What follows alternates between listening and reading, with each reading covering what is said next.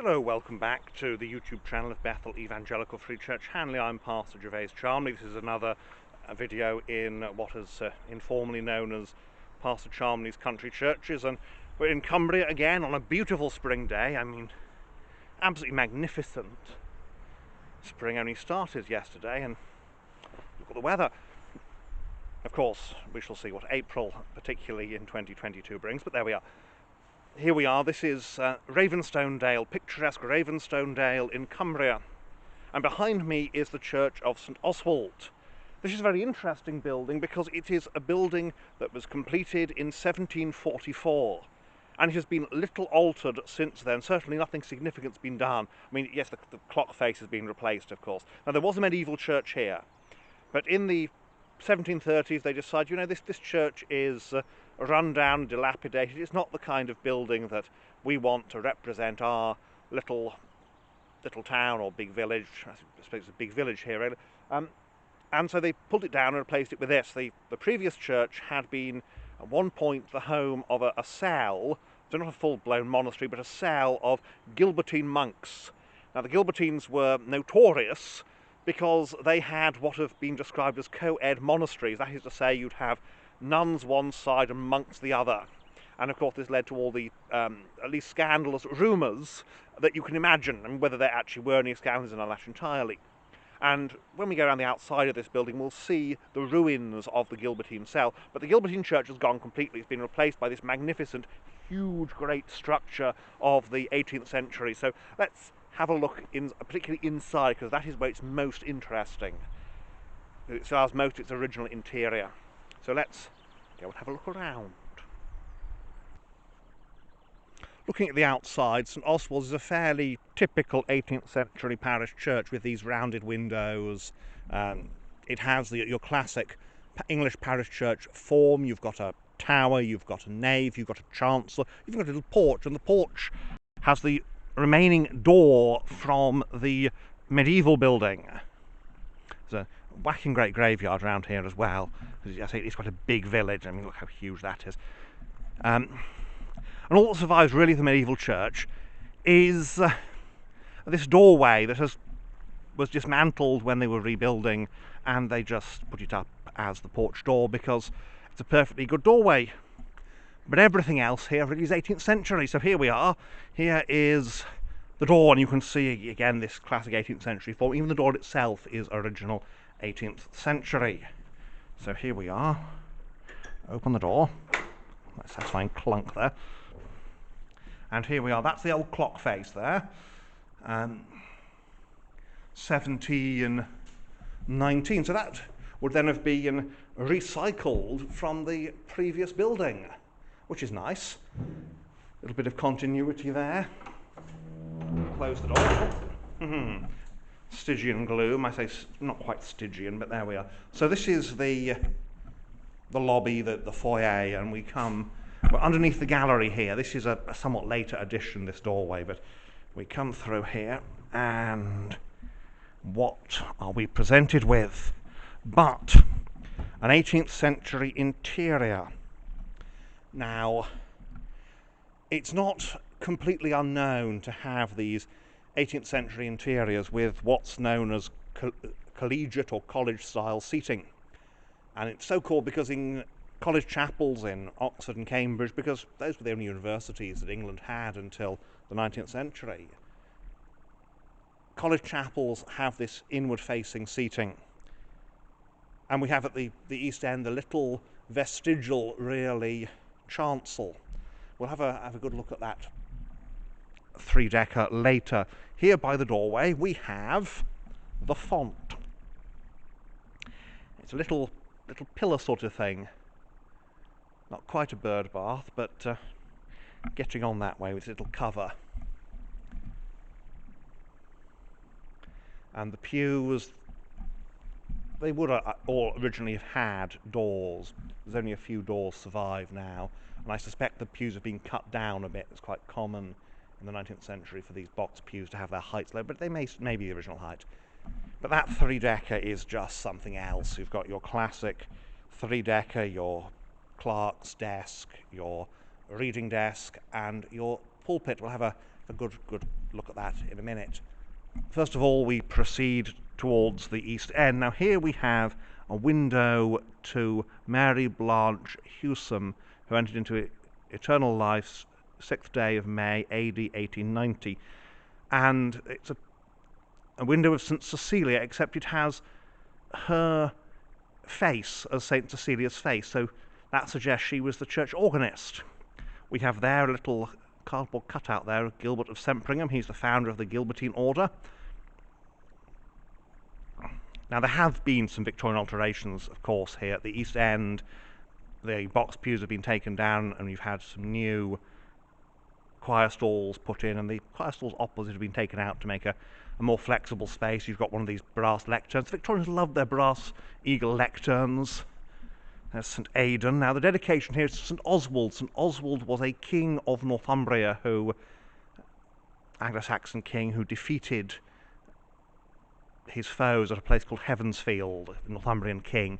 So he's notable for that. There he is, St Oswald. There's not a lot of memorials here. There's just a few. Here we have the Apostles' Creed, and the Apostles' Creed has behind it St John and St Peter. It's a nice bit of 18th century artwork here. You don't often find Apostles' Creeds with figures. You don't often find Apostles' Creeds. And here we have the communion rails, and this sort of style with a bowed bit in the middle was quite common in the 18th century. It allowed a little bit of extra room for people to kneel, because in the C of E that's what you do to take communion. And we have here the other thing that you always have is the Ten Commandments, and it's much more common to find Ten Commandments like this with Moses and Aaron. You can tell Aaron because of course he's got his priestly vestments on. And the east windows, here we have for the glory of God and in memory of Mrs. Gaunt, daughter of Anthony Fothergill of Brownber. She was the last female martyr burnt at Tyburn for the cause of Protestant religion, October the 4th, 1685. So this is during the reign of King James II.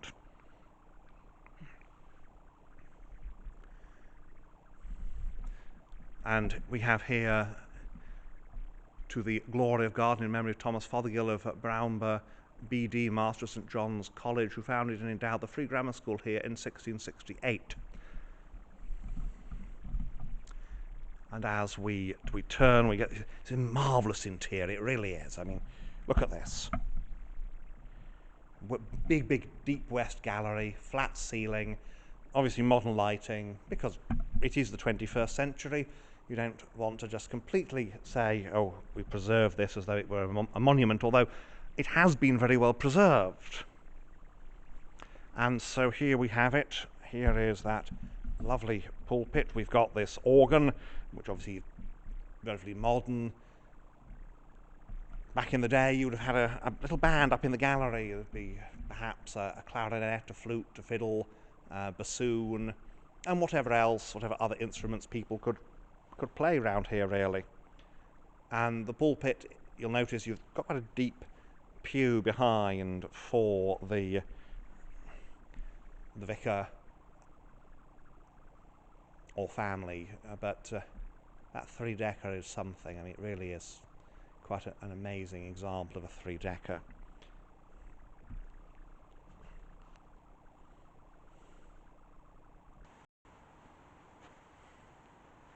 And so here we are, the three-decker here at St Oswald's. I'm just going to briefly illustrate how a three-decker pulpit works.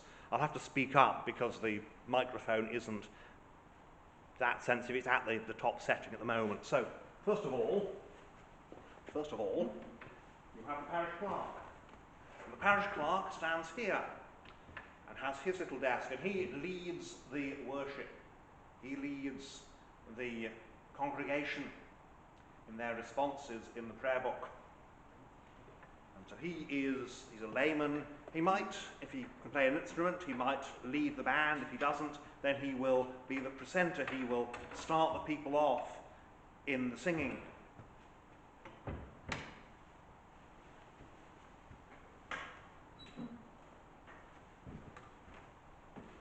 second deck is the reading desk, and here the vicar, or the clergyman, the minister, reads his part of the service, and from here he can see and be seen by everybody in this collegiate style church. So this is the reading desk, and then up above is the pulpit proper, and that is where the sermon is preached from. I won't go up there at the moment, so I don't think that's going to show up on the camera. But let's close the door there. And so that is a brief illustration of how a remote control one-man band. And that's a brief illustration of how a three-decker pulpit works. So it's clerk reading, and then the sermon, and only the sermon, is done from the top deck. The acoustics here are very, very good because this is a church built for preaching.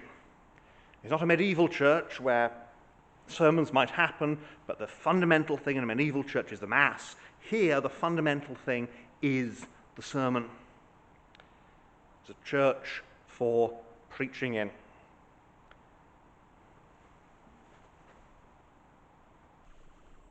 So we're now in the tower at St Oswald's.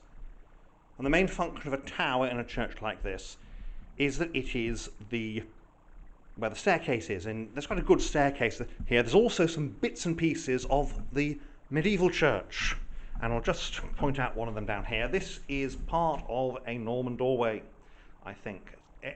I think it's a corbel. Anyway, it's a piece of medieval carving. It's upside down, so it's a face. And here's another one, and this is it's a wolf's head, really. Now we have here the stairs either side. The stairs here have bits and pieces of medieval stonework that have been dug up from the graveyard, and so they're not usable, but these stairs are, so please take care. So up we go, steep and worn. Steep and worn. There's also up here, this is where the ringing gallery is. Look at that, there's a bell rope and a bell rope. 3 bells. So ding dong and whatever. Ding dong ding, I suppose. And this is the gallery doorway, which does open. They do let you up here. I'm not intruding. There we are. It's largely used for storage these days, but it gives you just this wonderful view of the interior from up here. And a really good example, you can see here, this is because it's the bookboard at the front, and if you make a mistake, you knock your prayer book or hymn book off onto somebody's head underneath, which you shouldn't do. But here we have possibly the best view of the interior, and again that great big 3-decker pulpit, which is just one of the best 3-deckers I think in the world. Not that 3-deckers are found very much outside of England, Wales, and those colonies in North America where they had the C of E, because they're very much something that goes with the way Anglican worship happens in the 18th century. The Scots Presbyterians would have effectively a 2-decker. They've got the pulpit and the precentor's desk, but they don't do a 3-decker because they don't have the red service the way that the Anglicans do. So that's the view from the gallery. Well, shall we go outside and see what we can see with the Gilbertine ruins? Before we do that, I've just turned around and can see there's some remains of earlier box pews up here. You can just see here that it says "Add tidings of God," which obviously glad tidings of good news I bring for you and all mankind. So what's happened is when they've rebuilt the church in the 18th century, they've recycled some of the 17th century woodwork, and obviously that was originally the other way up. So let's go downstairs now.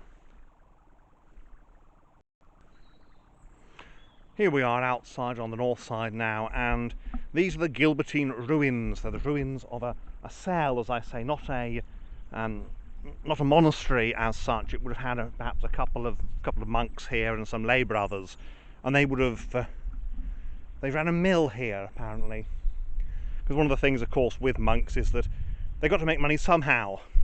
They didn't just live on donations, they also had money would come from farming and other activities, other worthwhile activities that produced income.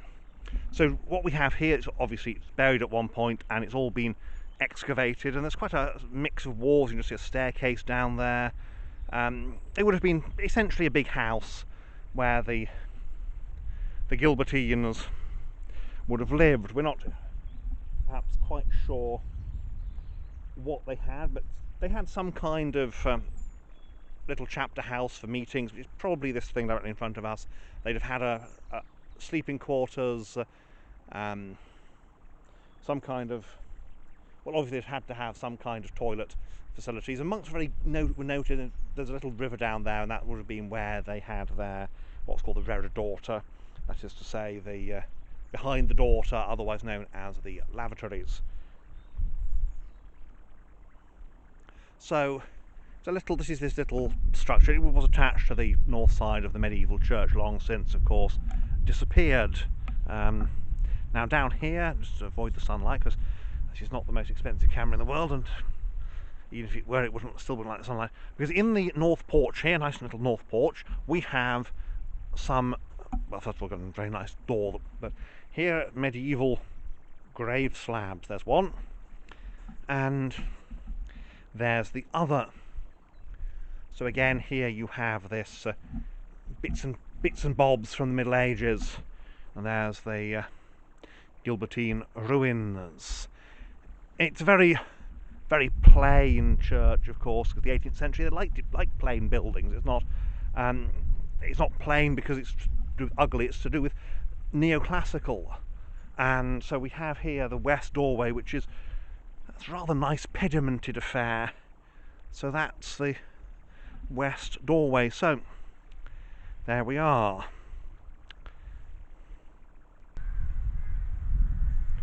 And so there we have it, St Oswald's, Ravenstonedale. It's a lovely day to visit it, and it's a magnificent building, this austere exterior, and then that very Protestant interior dominated by the pulpit.